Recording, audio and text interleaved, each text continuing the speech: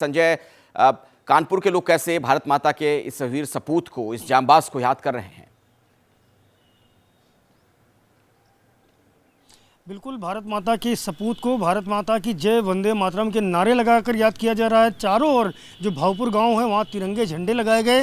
रास्ते में सैकड़ों हजारों की संख्या में जो प्रशंसक थे, जो चाहने वाले थे, इस शहीद की शहादत को सलाम करने वाले थे, उसको श्रद्धांजलि देने वाले थे, इन सारे लोगों का तांता लगा रहा और ये सभी अपने हाथों में तिरंगा लेकर के लगातार अपने इस अमर वीर सपूत को याद करते रहे। बहरहाल अभी जो अंतिम संस्कार है वो कर दिया गया है शहीद करण सिंह यादव का, और साथ ही साथ परिवार के लोग वहां मौजूद रहे। थोड़ा सा नाराजगी जरूर थी अखिलेश, मायूसी कह सकते हैं कि जो पांचवा दिन था आज करण सिंह यादव के शहादत को, और 5वें दिन तक उनका जो पार्थिव शरीर था वो उनके गांव नहीं पहुंच पाया था, तो इसको लेकर के थोड़ी मायूसी जरूर थी। लेकिन आज दोपहर लगभग 1:30 बजे के आसपास उनका पार्थिव शरीर विशेष विमान के जरिए यहाँ चकेरी एयरपोर्ट लाया गया और वहाँ रास्ते पूरे सम्मान के साथ में, पूरी फ्लीट के साथ में करण कुमार यादव का पार्थिव शरीर उनके गांव भावपुर लाया गया, जहां उनके नाते रिश्तेदारों के अलावा गांव और इलाके के लोग तो थे ही, कानपुर शहर के लोग बड़ी संख्या में मौजूद रहे और अंतिम श्रद्धांजलि दी। आर्मी के बड़े अधिकारी मौजूद रहे, पुलिस के वरिष्ठ अधिकारी मौजूद रहे, साथ ही साथ उत्तर प्रदेश सरकार के MSME मंत्री राकेश सचान और राज्य मंत्री भी यहाँ पर आए और उन्होंने सबने श्रद्धांजलि अर्पित की और साथ ही साथ पूरे राजकीय सम्मान के साथ में शहीद करण सिंह यादव का अंतिम संस्कार संपन्न किया गया। अखिलेश, ठीक है संजय, मैं दोबारा भी आपके पास लौटूंगा। उत्तराखंड से लेकर उत्तर प्रदेश और बिहार तक शहीदों को लोग याद कर रहे हैं, लोग भावुक हो रहे हैं, किस तरीके से उन्हें श्रद्धांजलि दी जा रही है वो तो हम आपको बता ही रहे हैं। लेकिन एक आंकड़ा भी जरा देखिए, 2023 में जम्मू कश्मीर में जो मुठभेड़, अब तक जो घटनाएं हुई हैं, कुल मुठभेड़ की घटनाएं 9 हो चुकी हैं। ये साल 2023 की हम बात कर रहे हैं और सिर्फ जम्मू डिवीजन की बात की जाए तो यहां पर ऐसी 6 घटनाएं हुई। ये जम्मू डिवीजन की बात कर रहे हैं और टोटल जो ये संख्या है ये 9 है। उसके बाद आगे बढ़ते हुए कुछ और क्षेत्र की बात करते हैं, जैसे कश्मीर डिवीजन, यहां पर 3 घटनाएं हुई हैं मुठभेड़ की, तो 6 और 3 9, ये टोटल जो 9 घटनाएं हुई। जम्मू डिवीजन की बात की जाए तो यहां पर हमारे 21 जवान अब तक शहीद हो चुके हैं।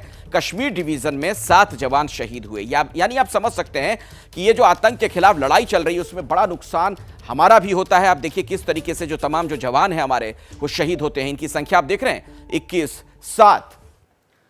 उत्तराखंड से लेकर उत्तर प्रदेश और बिहार तक शहीदों की याद में आंसू थमने का नाम नहीं ले रहे। ये तस्वीरें जो आप देख रहे हैं आसपास, उन तमाम जांबाजों की हैं जिन्होंने देश की रक्षा के लिए अपने प्राणों की आहुति दे दी। बहुत बड़ी संख्या में लोग वहां पर उमड़ पड़े, भारी भीड़ थी जो इन शहीदों को याद कर रहे थे, उन्हें आखिरी विदाई देने के लिए पहुंचे थे। ये कर्णप्रयाग उत्तराखंड की तस्वीर आपके सामने है। बिहार में नवादा की तस्वीर आपने देखी, शहीद करण सिंह को किस तरीके से विदाई दी गई कानपुर में उत्तर प्रदेश में, वो भी आप देख रहे हैं।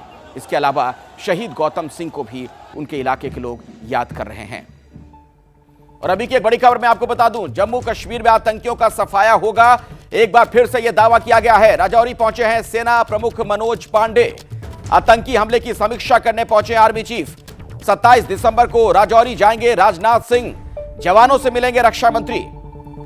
और एक बार फिर से उसी प्रण को दोहराया गया है कि आतंकियों का सफाया किया जाएगा। खुद राजौरी पहुंचे हैं सेना प्रमुख मनोज पांडे और यह बात उन्होंने कही। इस पूरे आतंकी हमले की समीक्षा की जा रही है। यह घटना कैसे हुई, क्यों हुई, तमाम वजहों को भी तलाशा जा रहा है। जवानों से मिलने का भी कार्यक्रम है राजनाथ सिंह का।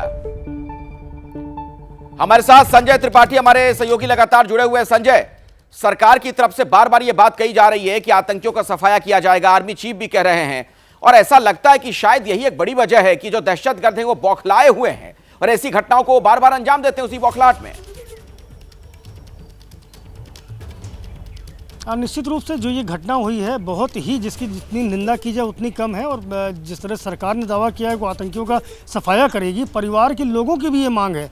मैंने करण सिंह यादव के पिता से बात की, बालक राम से, तो उन्होंने लगातार ये बात की कि आतंकवाद ने उनके बच्चे की हत्या की है, आतंकवादियों ने उनके बच्चे की हत्या की है, आतंकवाद का जड़ से सफाया होना चाहिए। पाकिस्तान को लेकर बेहद नाराज नजर आए, क्योंकि लगातार जिस तरह से ये सैनिकों को देश खो रहा है, एक के बाद एक वीर सपूत इस धरती से जिनका कत्लेआम किया जा रहा है, जिनको लगातार निशाना बनाया जा रहा है, उनकी शहादत ऐसे बेजा नहीं जानी चाहिए। परिवार के लोग लगातार ये मांग करते रहे कि सरकार को इस मुद्दे पर, इस घटनाक्रम पर कड़ा एक्शन लेना चाहिए। आतंकवादी जो इस घटना के जिम्मेदार है, उन सबको इसी तरीके से जो उनका सफाया किया जाना चाहिए, उनको भी लगातार निशाना बनाए रखना चाहिए। जैसे ही घड़ी का काटा दोपहर 2:30 पे आए, बबीता जी का दिल सास बहू साजिश के लिए मचल जाए।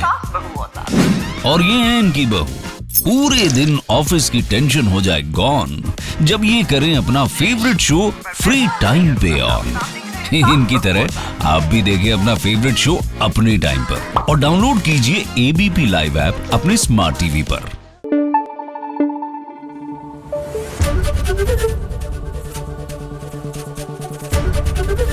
एबीपी न्यूज आपको रखे आगे।